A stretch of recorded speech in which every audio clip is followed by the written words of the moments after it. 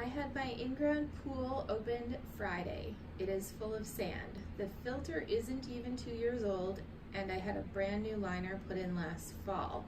I'm getting the runaround. I think the filter has caused this, but the pool guy is saying I must have a broken pipe. Please help. We've gone to the same place for 20 years, and I feel I am being misled.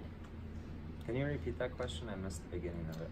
I had my in-ground pool opened on Friday. It is full of sand. The filter is not even 2 years old, and I had a brand new liner put in last fall.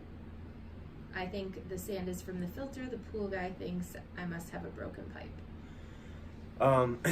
Well, the question is if you like what kind of sand is in the pool, because the sand that's in your filter should be silica sand, which is grittier.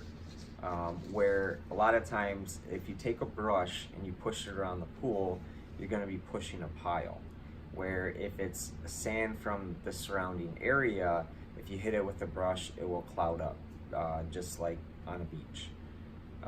So what you can do is, if you're able to get a sample outside of the pool, whether it's scooping it out or going in there and literally taking a cup and scooping up the sand, then what I would do is I would open up the filter and compare the two. Typically, you said you had, so with your filter, I don't have any details on whether it's a top mount, side mount, or anything like that. But typically you're gonna open up the top of it and take a look inside of it.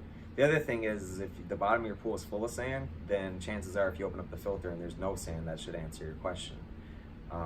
But without more details, unfortunately, I can't give you more advice than that.